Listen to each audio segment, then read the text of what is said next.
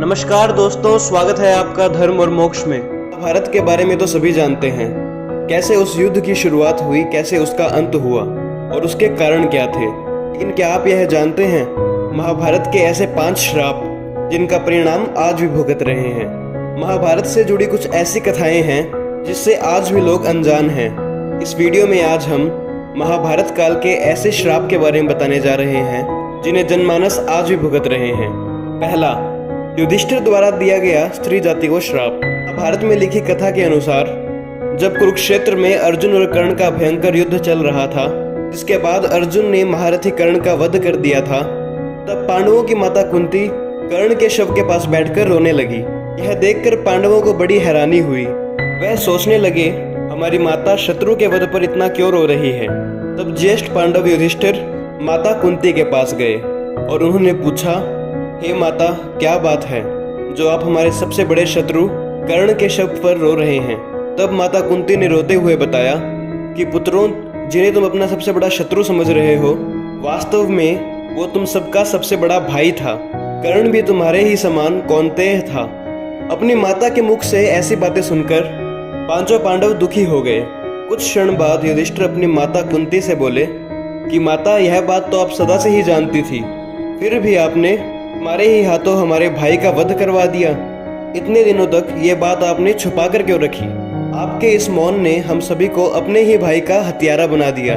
इसलिए आज मैं इस धर्म क्षेत्र कुरुक्षेत्र में 10 दिशाओं, आकाश और धरती को साक्षी मानकर तभी स्त्री जाति को यह श्राप देता हूँ कि आज के बाद कोई भी स्त्री अपने अंदर कोई भी रहस्य नहीं छुपा पाएगी।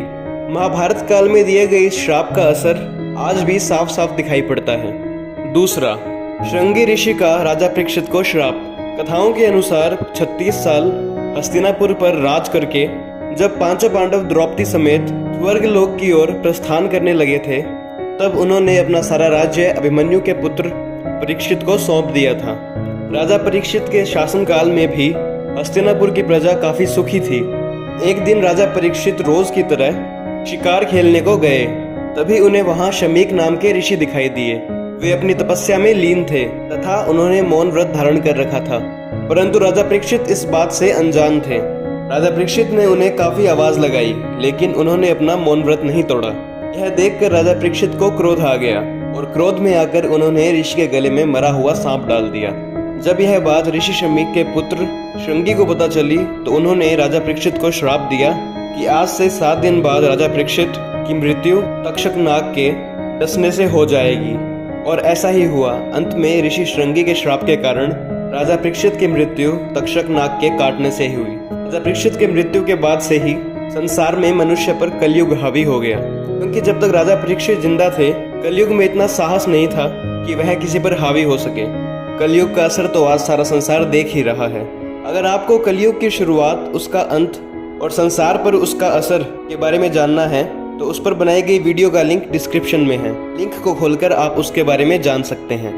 तीसरा, गांधारी का श्री कृष्ण को श्राप। दोस्तों, 18 दिन चले महाभारत के युद्ध में रक्तपात के सिवाय कुछ हासिल नहीं हुआ। कौरवों के समस्त कुल का नाश हुआ, साथ ही पांचों पांडवों को छोड़कर पांडव कुल के अधिकांश लोग मारे गए। लेकिन इस युद्ध के पश्चात एक और कुल का अंत हुआ, जो था श्री कृष्ण जी का यदुवंश। महाभारत युद्ध की समाप्ति के बाद जब युधिष्ठिर का राजतिलक हो रहा था, तब कौरवों की माता गांधारी ने महाभारत के युद्ध के लिए श्री कृष्ण को दोषी ठहराते हुए श्राप दिया था कि जिस प्रकार कौरवों के वंश का नाश हुआ है, उसी प्रकार कृष्ण जी के वंश यदुवंश का भी नाश होगा। इस सब के बाद श्री कृष्ण द्वारिका लौट गए। वे सभी यदुवंशियों को लेकर द्वारिका से प्रयाग क्षेत्र में आ गए थे। यदुवंशी अपने साथ अन्न भंडार भी ले आए थे। कुछ दिनों बाद महाभारत युद्ध की चर्चा करते हुए सात्विकी और कृतवर्मा में बहस हो गई। सात्विकी ने गुस्से में आकर कृतवर्मा का सिर काट दिया, जिससे उनमें आपसी युद्ध भड़क उठा। समूहों में विभाजित होकर संहार करने लगे। इस लड़ाई में श्री कृष्ण के पुत्र प्रद्युम्न और उनके मित्र सात्विकी भी मारे गए। उनके समेत सभी यदुवंशी समाप्त हो गए।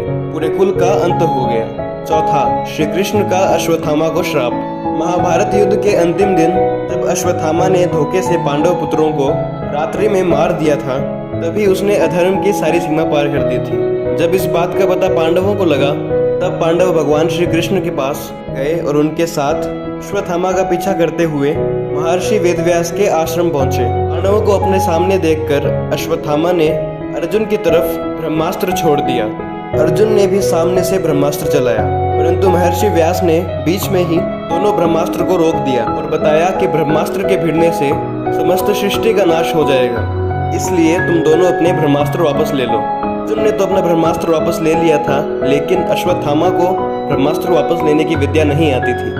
उसने ब्रह्मास्त्र की दिशा उत्तरा के गर्भ की ओर कर दी। इससे श्री कृष्ण क्रोधित हुए। उन्होंने अश्वत्थामा को श्राप दिया कि तुम कलयुग के अंत तक इस धरती पर भटकते रहोगे और किसी भी जगह किसी पुरुष के साथ तुम्हारी बातचीत नहीं हो सकेगी।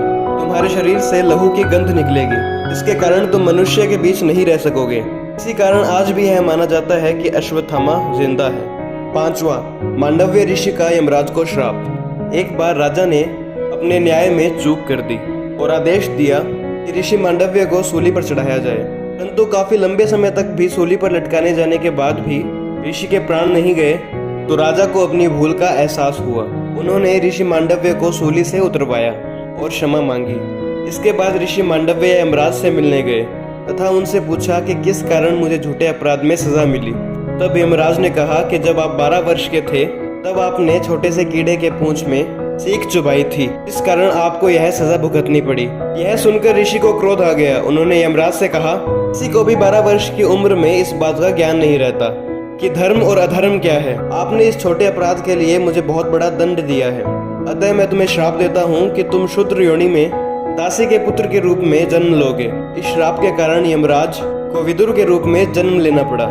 दोस्तों, यह थे महाभारत के 5 श्राप। अगर आपको यह वीडियो पसंद आई तो इसे लाइक करना ना भूलें और ज्यादा से ज्यादा शेयर करें और हमारे चैनल धर्म और मोक्ष को सब्सक्राइब करना ना भूलें। धन्यवाद।